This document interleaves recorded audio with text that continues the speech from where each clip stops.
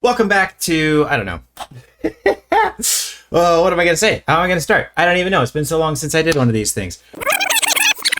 Welcome back to me, Jesse, Lion Mental Health, responding to your TikTok videos. Listen, chat, it has been so long since I've made a React video because work has been miserable. It's been miserable and I've missed you guys. And so I thought, what better way to come back than to respond to all of Renee's DMs of her favorite TikTok videos. If you would like me to respond to some of your TikTok videos, send them over in Discord or send them to me in the chat there. It's the only way I can find them. My DMs inside of social media are nuts, but here is my opinion. As a licensed mental health counselor, over 10 years of trauma therapy experience, a dream interpreter, a hypnotherapist, and what I think about these things. Let me tell you, this thing that I see online, we're going to start with a video here. There's so many things online where the primary problem with what we see on social media is they will take one symptom and then say that it means this diagnosis. And that's probably the biggest frustration that I have. Like, if I see a green fruit, it does not mean that it's a lime, right? There's a lot of other green fruits. It could be a green apple or a green grape, right? So it's the same thing with mental health. When somebody says, oh, are you the color green? You may be a lime. It's, well, yeah, but you might also be just a green grape or a green apple. Like, it just because there's one symptom doesn't mean that you're this diagnosis. And that's why you come to a counselor, to help you figure those things out. Like, I've spent so much time and honestly, so many dollars in my student loans to be able to do that effectively.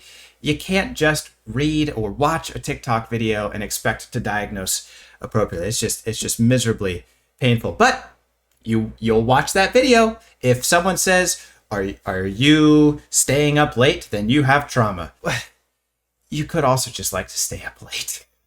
And that's what we're gonna get into. So maybe I'm jumping ahead of myself here. But let me share with you what I got going on. Okay, here's the first one that Renee, shout out Mayday. Thank you for sending me all of these. These are some juicy ones. Oh boy. So it's a short video. Let's pause it there. Learning that preferring to be awake at night is a trauma response and not because you're a night owl. Well, here's the thing. It may be because you have trauma, right? Like, I've talked with many people who, because their parent or their abuser stayed awake late at night, they become an early morning person because they were safe if they woke up early. Because their abuser was an early morning person, they became a night owl so they could stay safe. Yeah, so that definitely can happen. I've worked with many people like that. There's even some symptoms inside of me that are that way. But there's also just preference. Maybe you like to stay up late. There's been a lot of actual research done where it comes to neurodivergence, and those people who are neurodivergent tend to be on a different type of circadian rhythm, right? They like to stay up late or get up super early. It's usually super late. They kind of become nocturnal. Autism, ADHD likes to do that. So it could be trauma. It could just be because you're neurodivergent. It could just be because that's the job that you're into. It happens to be a late night job. You're a performer, you're a server, so you're working late at the restaurant or doing a show. And so you just get used to it. You know, your body normalizes. So be careful, right? When it comes to this sort of stuff, just because you stay up late does not mean that you necessarily have trauma. By the way, links to all the videos that I'm reviewing here in the description down below. Let's go on to the next one. Yep. Well, you know what the Bible says. If someone slaps you on the right cheek, turn to him the other one also. Yeah, that doesn't mean what you think. What do you mean? Of course it does. Turn the other cheek, go the extra mile. If someone takes your tunic, give him your cloak also. Yeah, so those aren't actually about being extra nice. They're about subtly subverting injustice. Wait, what? Yeah, in that culture, a slap with the back of your hand meant you were beneath them. Turning the other cheek forced them to treat you as an equal because you'd be hitting them with the front of your hand. Here's my gripe. Guys, I have no clue. I'm not an expert in like Arabic culture and the way they did things back in like 0 AD, right? My gripe often is that individuals will come to a religious text with zero context or understanding of how that text was written, where it came from, what time frame it was written in, what the cultural implications were for that target audience that it was written to. And so I have no idea, right? But I think if we're going to look at things, I just try and use the no BS rule, right? The keep it simple rule. Does it work for you or does it not work for you? If a religious text is saying something that sounds absolutely ridiculous, I'm going to trust my own judgment and the judgment of those who care for me and are looking out for me, that I know I can trust, rather than just following what some script says. There's a lot of great wisdom out there in religious texts, sure, but a lot of it is misinterpreted. And I think what people do is they'll come up with an idea of the way that they think things should be, and then they'll conjure up some quote from a religious text to support what they're doing, totally ripping that quote out of context. So here's the thing. I have no idea, but there is a psychological consequence for being too focused on revenge. There's a lot of people who will focus on revenge rather than focusing on trying to achieve their own goals. And so they sacrifice their goals in order to achieve revenge. If you are sacrificing your identity and your goals in order to seek revenge on somebody who did you harm, no good, right? You're losing your identity because of the trauma. But in the other hand, if someone's hurting your family and disrespecting and breaking your boundaries, you absolutely have the right and ought to do something about that, right? If a boundary has no consequence to it, then it's not a boundary, it's a suggestion, right? Maybe you can quote me on that one. But there's my 2 cents. I don't know. Let's check back on this video and see what it says. Really? Yeah, really. And with the go the extra mile thing, Roman law only let soldiers force you to carry their gear for 1 mile. If you went 2, it could actually get them in trouble. Huh. Oh. And the cloak thing, say you gave up both your tunic and your cloak, that would actually leave you naked. But in their culture at the time, shame wasn't on the naked person. It was actually on the one looking, the one taking from someone who didn't have. I thought... Okay, that's pretty interesting. It reminds me, I had a professor in grad school who said this. There's that quote from the Bible that, you should be modest, and that, the women should keep their heads covered inside of church. And, he studied a lot of that stuff. That was his topic of interest. And so he told me that that's often taken wildly out of context. What would happen back in those days is that these women would come into the church and they would just start screaming and yelling and shouting. Now, I don't know if this is actually true. I didn't look it up myself, but this is the story that I was told, and I thought it was pretty interesting. They would disrupt church, right? So someone's trying to give the teaching inside a church, and they would come and scream and yell and disrupt. And so, Paul said women should be silent in church, not because it was a thing towards women. That's at least what this professor was telling me. But because you shouldn't let people disrupt the sermon that's being preached. You have to have respect for the pastor who's, trying to deliver something of value to the audience, right? Shoo them out. And then when it came to covering, what would happen is a lot of the really rich women in the community would come in to the church and shame the other women who were poor and, didn't have the means to buy themselves all the stuff they'd like. And so they would have all this braided hair and jewelry in their hair.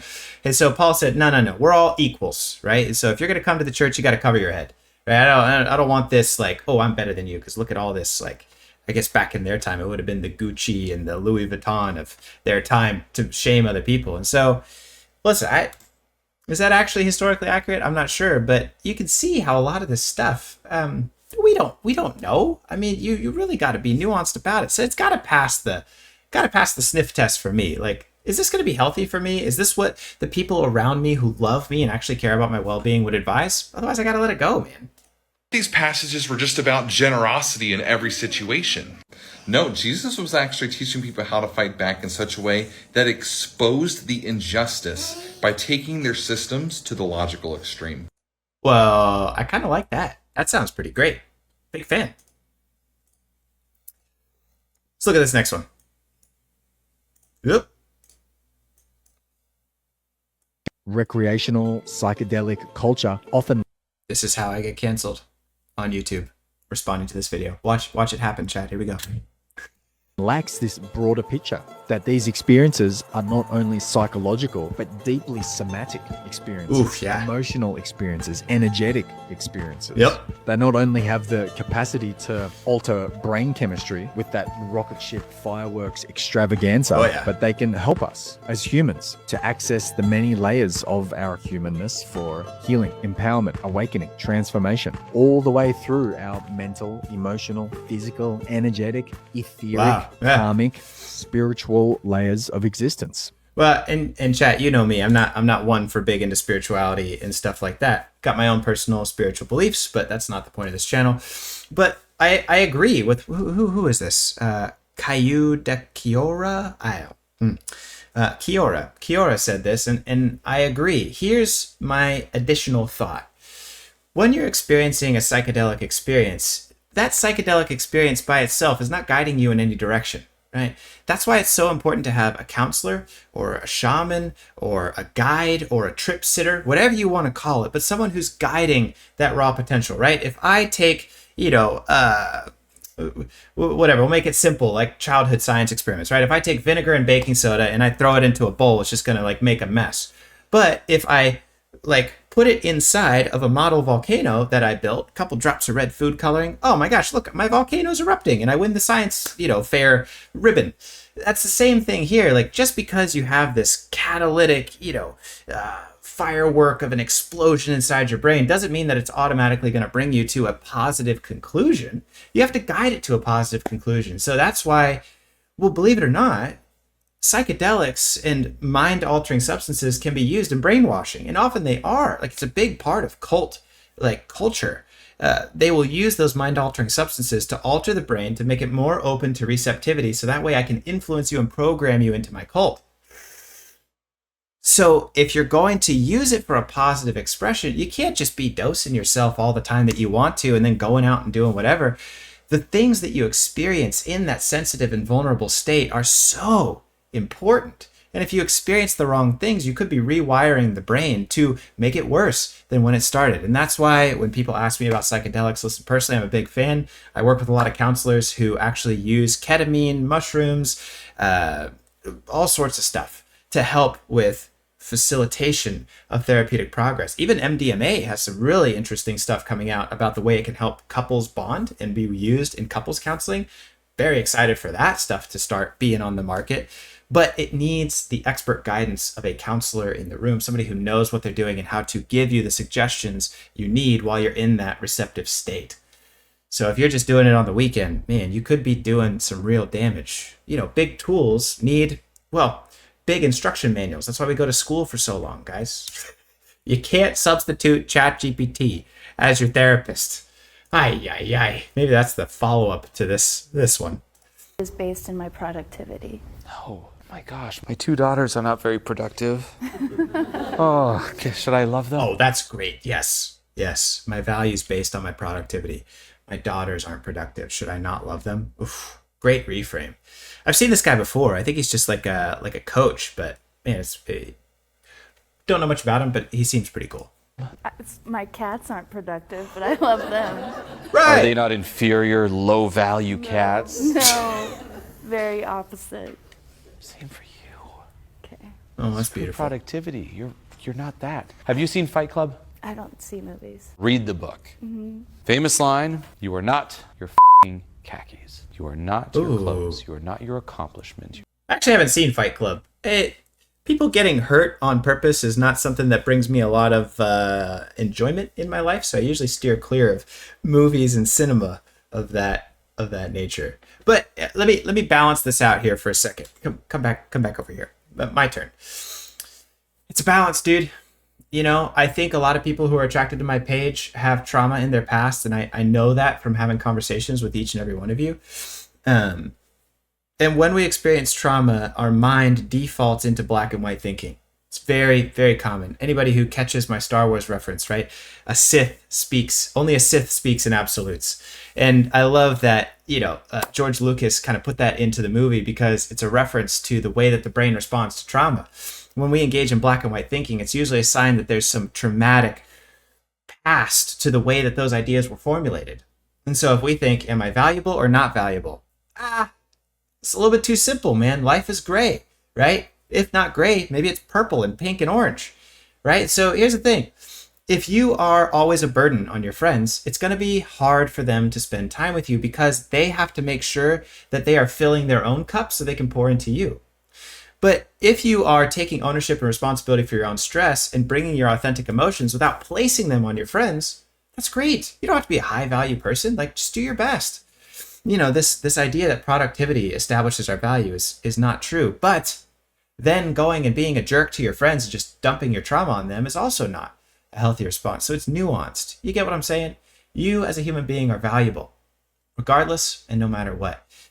But you also need to be sure that you're not hurting others who are around you by just dumping on them or by like just demanding that they listen to your needs. You know, be there for them and allow them to be there for you. Those are good relationships.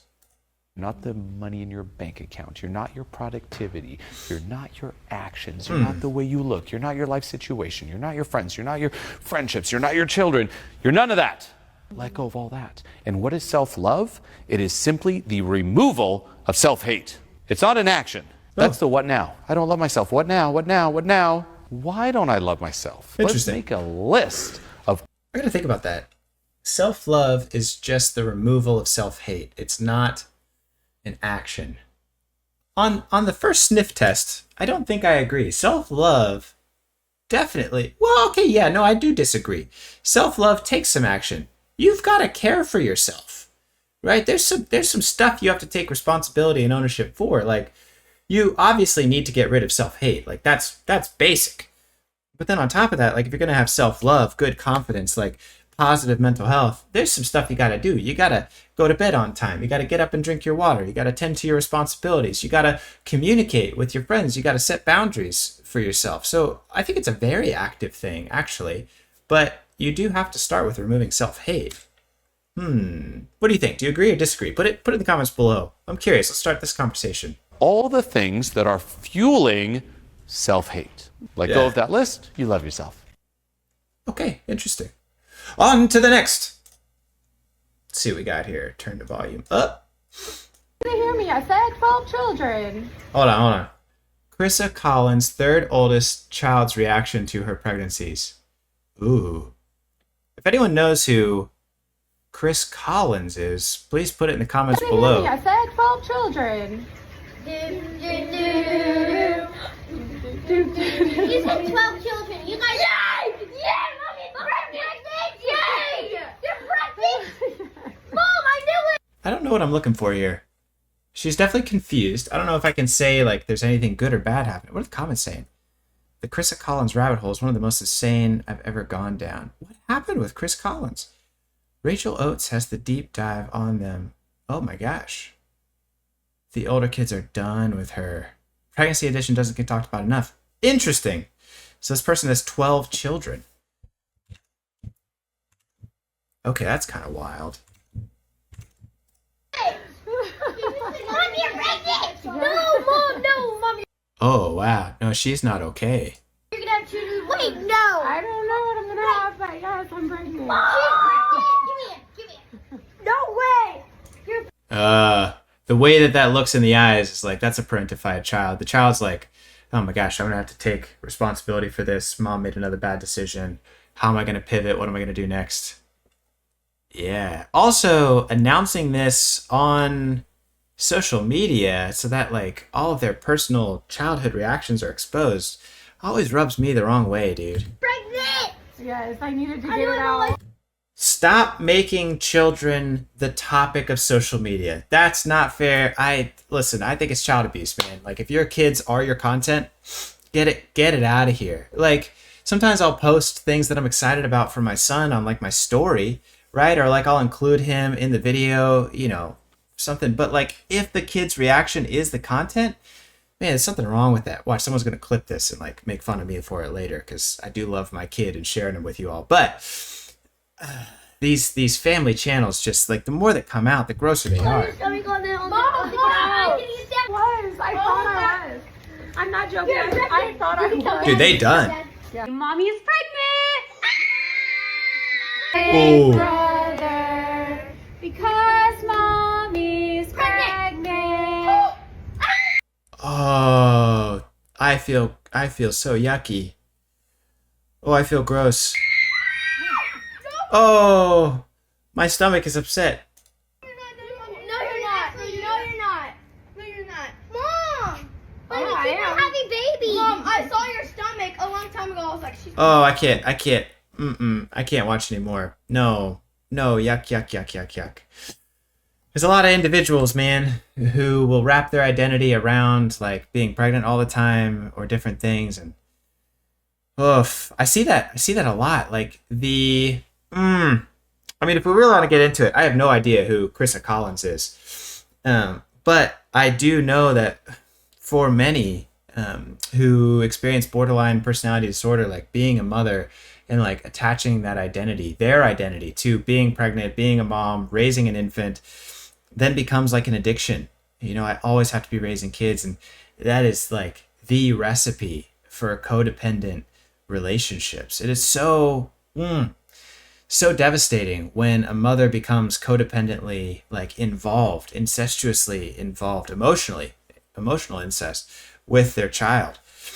It creates some real lasting damage, and there's some interesting results to it as well. Like one of the books that I guess has been controversial in the mental health community for counselors is Adult Children of Emotionally Immature Parents. You know, and just Google that and there's a book, and I think that's the title, but correct me if I'm wrong. Someone correct me in the comments. But there's kind of two ways that children like grow up when their parent is emotionally immature and kind of need that support from their children. One, they become externalizers and nothing's their fault. They blame everybody else for everything.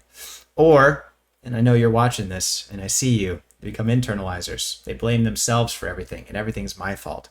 Both are false. Some shit is my fault, some shit is your fault. And my job is to know where I hang in the balance. What is it my responsibility to take ownership of? And what is my responsibility to say, that doesn't belong to me? You need to take ownership of that. But let's move on. I can't watch any more of that. Oof. Okay, what is this? Core Spark Health. Women's serotonin in brains. And did you Let's find out. I'm not a woman. I do have a brain with serotonin in it, though, so see what I say. Do you know women have 52% less serotonin than Now, here's the thing. I have no idea if that's true. That could be TikTok BS, but we'll go with the premise. Let's see what happens. men? I did not. Which is why if you make them mad, they're Oh, Huberman podcast. Love the Huberman podcast. I did not. Which is why if you make them mad, they're never going to forget it because it stimulates the part of their brain. Hold on a second. They're never going to forget it. I mean, I tell you what, one of the easiest ways, or one of the most prone to being manipulated, are women with ADHD because they do forget. And a lot of times, those who struggle with mental health are likely to distrust their own interpretation of their past or to forget their past. And so they become easily manipulated by narcissists. Now, ADHD is also a superpower. Don't get me wrong, but there is an Achilles heel. And so I find that the ADHD to narcissist couple ratio is very high, right? So a narcissistic person will use that forgetfulness of the ADHD woman to use that as a tool to manipulate and gaslight them. So maybe this is true in some contexts, but not all of them, dude. If you make them mad, they're never going to forget it because it stimulates the part of their brain that keeps them stuck. And why women are at twice the risk of depression as men. The predisposition to Twice the risk of depression as men? I don't know about that statistic either. I know men are more likely to follow through on, self stuff, but rumination, to being stuck on thought patterns. Yes. Okay. So They also have better frontal lobes, though. So I That is published true. a Not all study bad. Yeah. on 46,000 brains and looking at differences between male and female brains. And women have much better frontal lobe function. he's not really saying why serotonin makes a difference, though. I mean, serotonin's the feel-good chemical. Like dopamine is feel-good but connected to motivation. Serotonin is much more like happy, cuddly. So that's very interesting. I'm not sure. Which is why they go to jail 14 times less than men. Now, that's true. I would imagine the testosterone plays a role there as well.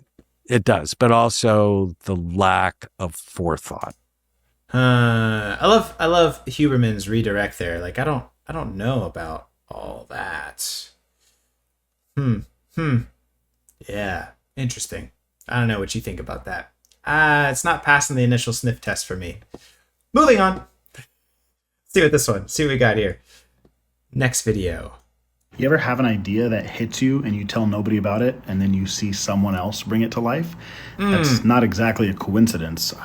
Ideas aren't yours, they're alive, and they're looking for a vessel. Guys, sounds like some spiritual BS to me. I'm gonna be real with you. I don't think so. I really don't think so. I'll give my initial impression off the rip of this one. Now, you cannot control your thoughts. Thoughts are automatic, but so are emotions. Emotions aren't spirits looking for a vessel, and so you get sad because you got hit with the emotional spirit of sadness. But thoughts are the same way. We think that we can control our thoughts, but we really can't. Look at me, a pain in my shoulder from trying to dive through all of this social media baloney. But thoughts are automatic, just like emotions are. I mean, prove it to yourself. Like if I say don't think about a purple elephant, you think about a purple elephant. Classic example. If you don't want to think about your trauma and you have intrusive thoughts, just stop them. Doesn't work, does it? It's because they're automatic, just like your stomach digesting your food or your heart beating or your lungs breathing. Like they happen. But that doesn't mean that they're a spirit, like embodying you. I think that's baloney. What I do think is true, though, is that human beings are very social and connected, and that we live inside of a cultural context. So if you see a pain point of another human being, many human beings are probably seeing that pain point, and maybe somebody gets to the idea and makes it come to life faster or more efficiently than you do. But I mean, I don't think that's because it's like a spirit looking for a vessel. Let's see what he has to say here. Who is this? It's Ahmad Talks. I don't know. Ideas are actually alive. Ideas are living. Bro, ideas are not alive. We're alive and we have ideas. Like cart before the horse kind of BS. Divine beings that go up to different people at different times. Renee, you put this one in there just to piss me off, didn't you? And you know what? It's working, goddammit. Of their life, and knocks and sees if that person is courageous enough to bring it to life. So not only is it a spirit, but it's a test. Don't fail that test. Otherwise, you should feel ashamed of yourself. So when an idea comes to you, you need to forego this egotistical approach that you are the source of the idea. Nah, bro, I am the source of the idea. Like, I gather my context and I come up with an idea because I've synthesized that shit. You're not the source. You're the destination or the vessel for the idea. I'm not the source of my frustration. That's your fault right now. I'll tell you what. I won't take ownership of that. Because the idea, according to Elizabeth Gilbert, who wrote Big Magic, is Big Magic? Oh my God. Looking for one solution, and that is to be made manifest. The idea simply wants to be taken from the divine realm and brought into the physical world, and it's choosing you as a candidate, not a guaranteed vessel. I can't believe you're making me do this, Renee. You really... This was not nice of you. To bring it to life. And if you approach it with an ego, if you approach it with procrastination, if you approach it with perfectionism and thinking, I need to get it perfect before I bring this idea to life, then the idea will leave you. Because now, wait a minute. There was like one sentence of wisdom right there, right? Here's what I'll say. Maybe this is what you wanted from me, Renee. The rest was bullshit. Forget it. Don't even pay attention to it. But that one sentence of, if you wait for it to be perfect and to fully formulate, that's a bad idea. Yes. Here's why. Because you can't know what you don't know. So many people, so many of my interns, so many of my clients are trying to think about all the possible options and like really plan it through before they start. It doesn't work. There's a difference. Planning is to keep you safe. The rest is experimentation and information. You need to plan so you can be safe. You don't want to go jumping into a new entrepreneurship venture and sink all your capital into it, and then you can't feed your family. That's a bad idea. You need to have a plan. When is the right time for me to jump out of my 9-to-5 and into my startup company, right? That's good planning to keep you safe. But should I wait until I have all the issues solved to jump into my startup company? No, you can't. You cannot foresee the issues that you are going to face before you face them. You have to start. The wisdom comes in the journey itself. If you try and plan it all out, it's impossible. I got to say, that's for my life. That's for everybody's life. There ain't nobody who has planned it all out and it's gone according to plan. You have to pivot and just start. Oh boy. The idea is not loyal. The idea is committed to bringing brought to physical life. So Don't worry so much about being perfect I could slap you. and worry more about being courageous, because the idea I'm not a violent person. It's an expression of a feeling. It's metaphor. Maybe it's a dream metaphor. Slap. What does slap mean in a dream? I'll tell you next episode. will float to someone else, and you will see it come to life right in front of your eyes. Here's the other thing. So many people, they're like, oh, I see someone else doing the idea. There is room in this free market economy for many people to do the same idea. Do you think I went and looked at Google Maps and did not see 400 therapists in the Central Florida area and said, oh, well, shouldn't be a counselor. There's already someone else doing it. Here's the thing. Nobody's going to do it like you, right? And the confidence part, the ego part comes. I'm a big ego guy. I think good, positive ego is fantastic. The ego comes with my understanding nobody can do it like me. And that's not a putting down type of ego. It's not a narcissistic ego. It's a healthy ego, because it's true. Nobody can have the counseling relationship with my clients like I do. I'm glad that there's a lot of other counselors. We need a lot of other counselors because I'm not right for everybody. But if I had looked at that and said, well, market's too saturated, I should do something else. Well, what am I just not going to do anything because everything else under the sun has already been done? That makes no damn sense. Right? So just because somebody else has started the idea doesn't mean that you shouldn't start it first. If anything, it may mean that you have a second place advantage. You get to watch. If they're 2 steps ahead of you, you get to watch all the mistakes that they make and then make sure not to make those mistakes and then do it better.